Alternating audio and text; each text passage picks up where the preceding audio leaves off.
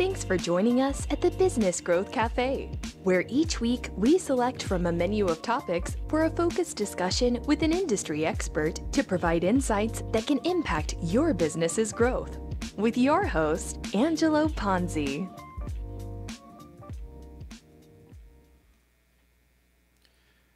Thank you for joining us today at the Business Growth Cafe. I am Angelo Ponzi. Each week we'll select from a menu of topics to discuss that can have an impact on your business growth. Areas we'll explore will influence barriers, challenges, opportunities with experts from a wide variety of disciplines that can directly or indirectly impact your growth strategies and offer insights and actionable steps you can incorporate into your business right away. This is our first show. I'm very excited. So we have Jack Kelly, CEO and founder of the CORLEA Group, an organization that works with businesses to help them see the possibilities in their sales programs to drive business growth. Welcome, Jack. It's good to be here. Before we get started, let's take a few minutes and tell the audience about your company and your focus on sales and how you go about helping businesses grow. All right, great. Again, thanks for having me here today. CORLEA Group, we've been around for about 9.5 years, and our focus has been mainly around the B2B space for businesses. And the idea is teaching folks how to sell on a consistent and scalable basis. A lot of companies get started and they grow through tribal knowledge and the power of the CEO's ability to build the business. And over time, they need to be able to scale, because that's not a scalable model. So what I teach them is basically sales enablement, as the term is these days, putting the pieces in place in order to do so, making sure they understand who they're selling to, the types of folks they need in their organization in order to sell effectively, and then making sure they're actually doing it on a consistent basis. Do you find, and we talk about scalability, that there's a time frame or a size of company where as they start to grow and the owner, a lot of cases we're both business people and we do a lot of selling ourselves. Right. At some point in time, when you need to scale, when we need to scale, is there triggers or is there some kind of milestones that we should look at as business owners to take that next step? Yeah, it's a really good question. And the thing I consistently see is business owners, CEOs trying to offload sales versus transition sales. Okay. And so usually I see it anywhere from 3 to 5 years, depending upon the type of business that they're in. And they just think they can hire to solve the sales problem. It's like, oh, I can finally get that off my plate.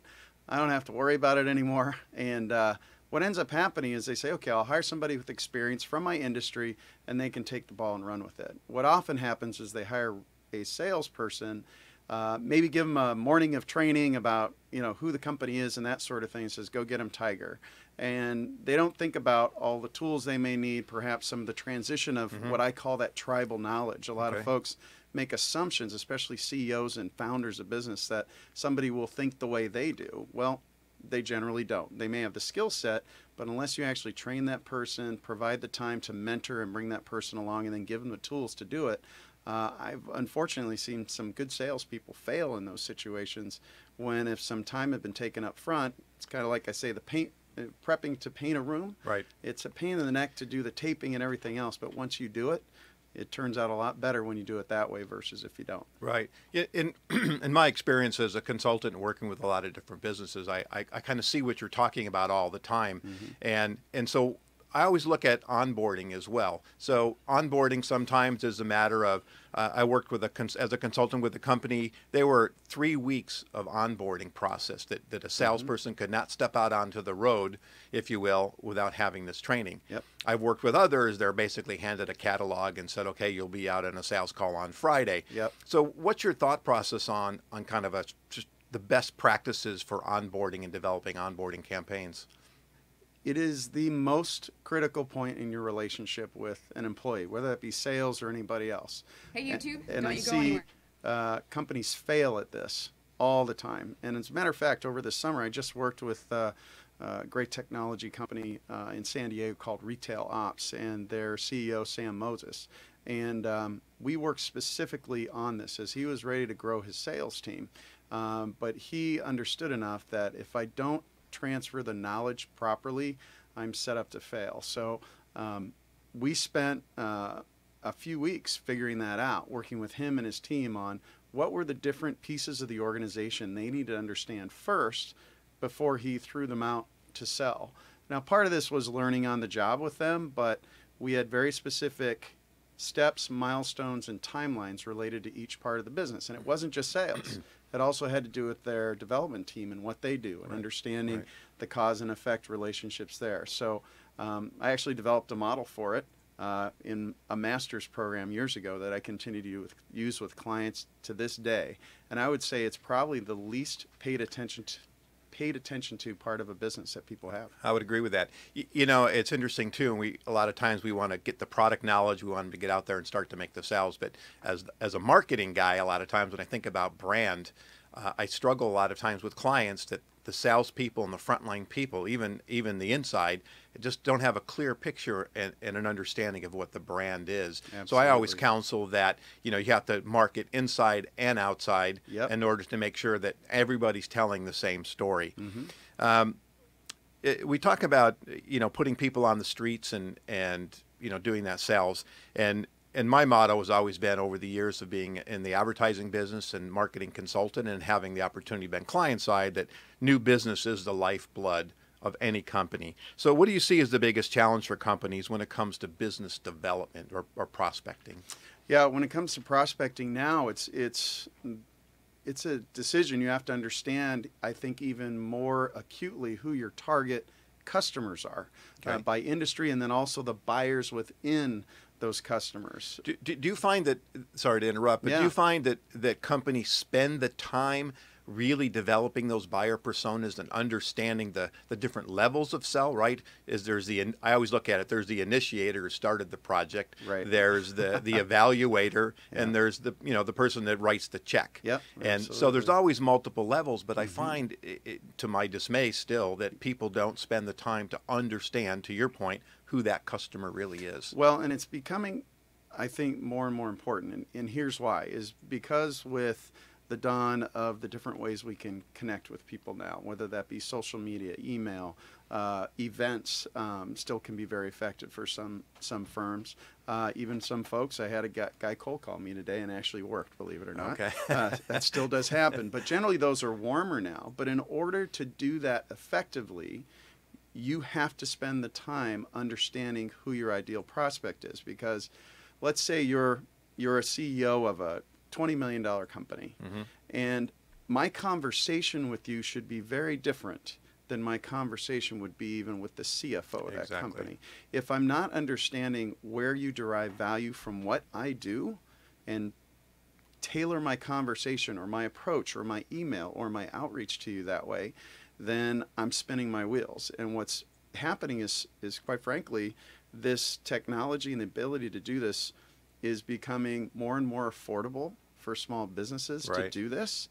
And so their competition's doing it. And if you're not, you're going to get left behind. Right. Because it is, to your point, it's the buyer's journey. It's about the buyer profile and looking at what stage they are and the way they consume information. If you're at the early stages doing an evaluation, very different how you talk to them versus if they're actually at the decision to buy. And again, depending on what is the level within the organization that they sit. Yeah, and even I just recently saw a great deck from a colleague at a client where it showed what are the buyers feeling in each stage of the sales process. Are they red, yellow, or green based upon their position in the company, what they do? I thought it was really a great piece of information.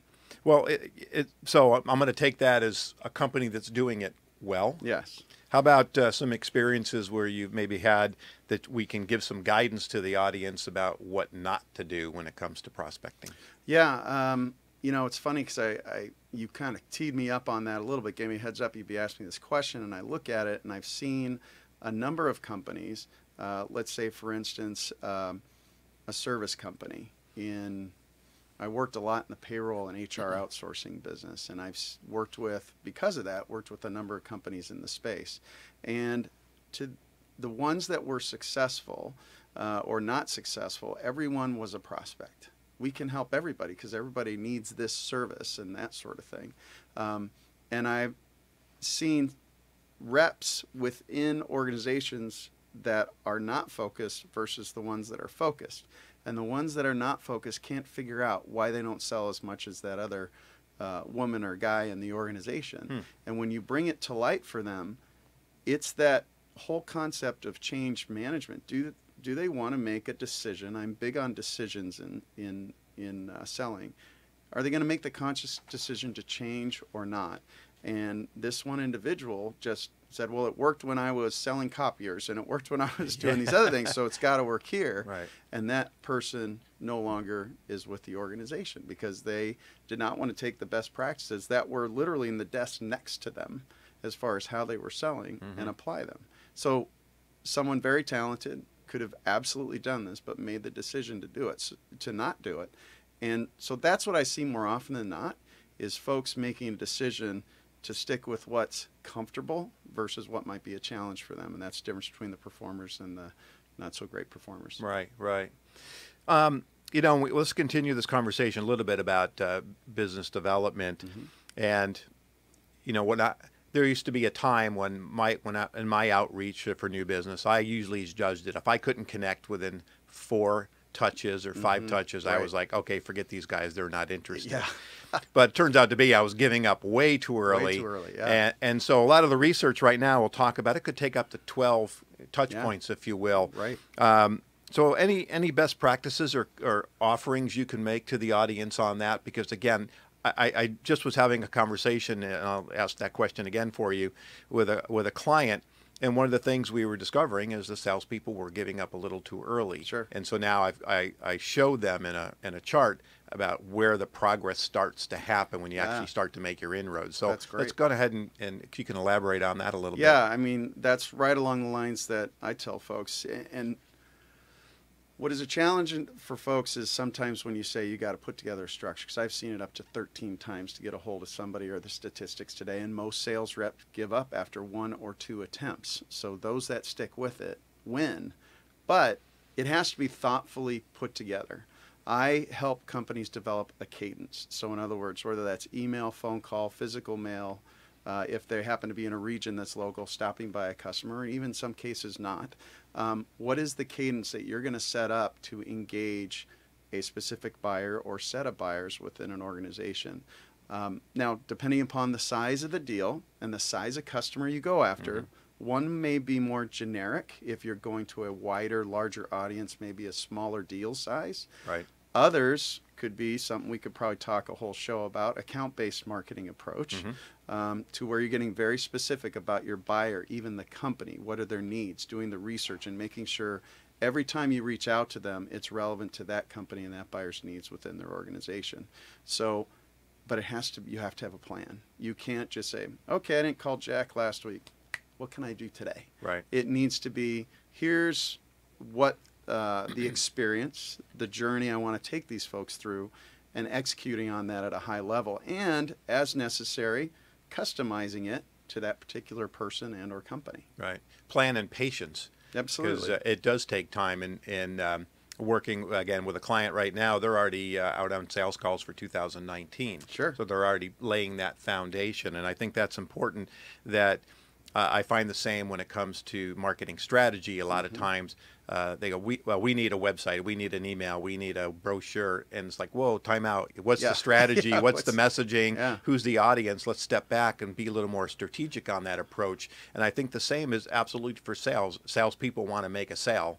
But there's a process to it, and especially longevity, too, because you're looking at lifetime value versus one-offs, right? Well, and that's just it. As most companies I work with want to have a relationship over time. It's not just selling one widget and moving on.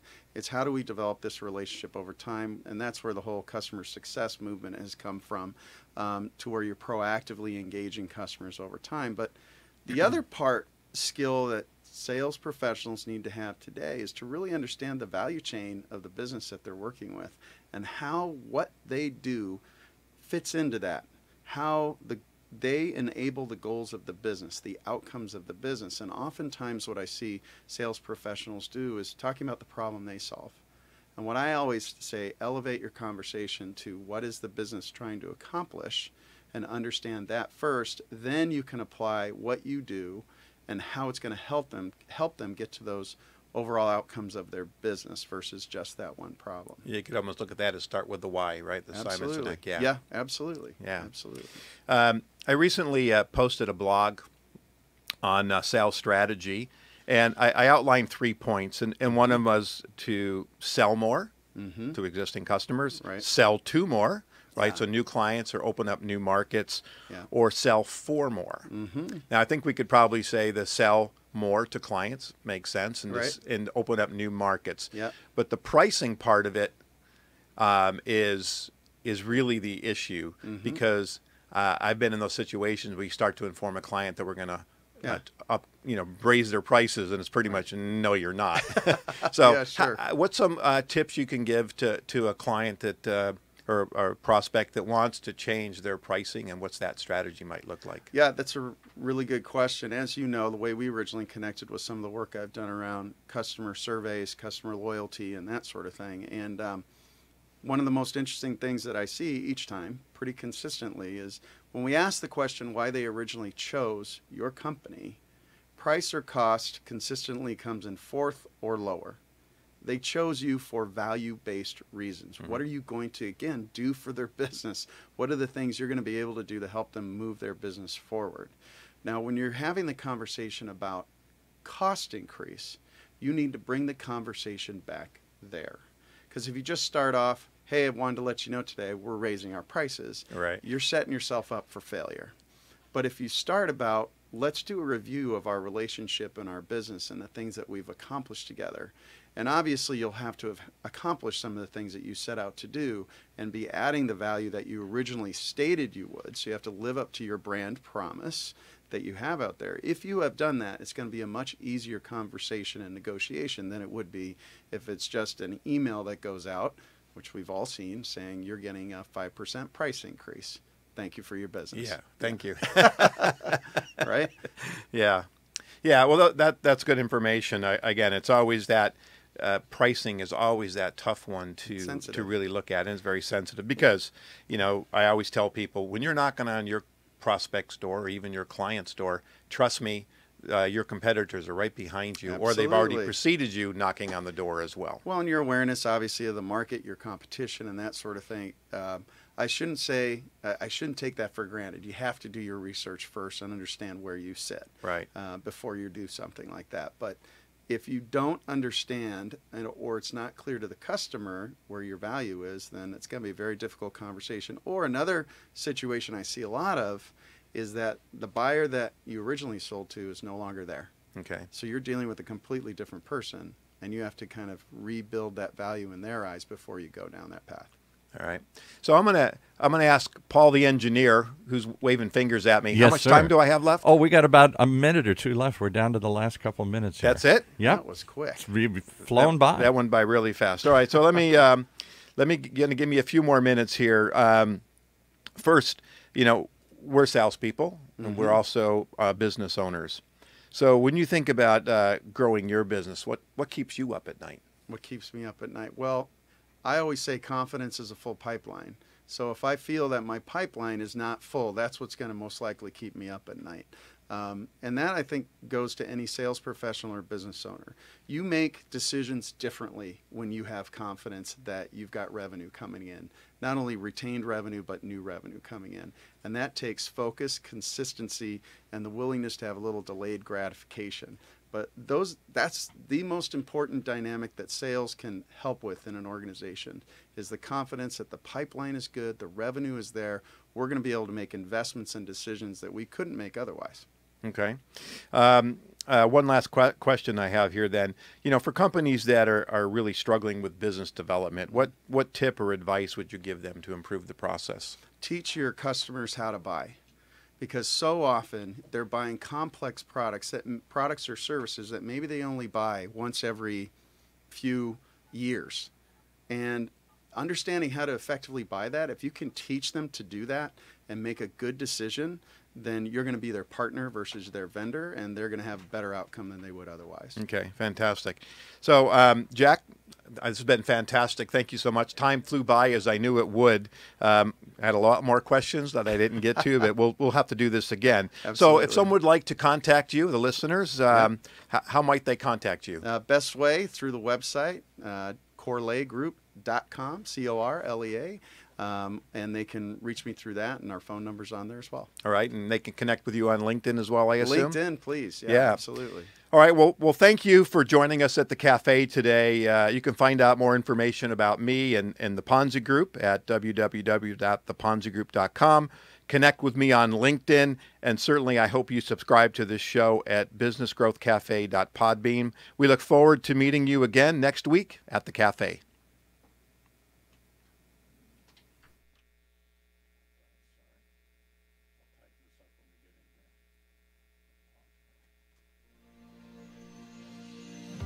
Thank you for listening to today's discussion at the Business Growth Cafe with your host, Angelo Ponzi. Take a moment to subscribe to this podcast and visit our website at www.businessgrowthcafe.com. Read Angelo Ponzi's blogs at www.theponzigroup.com.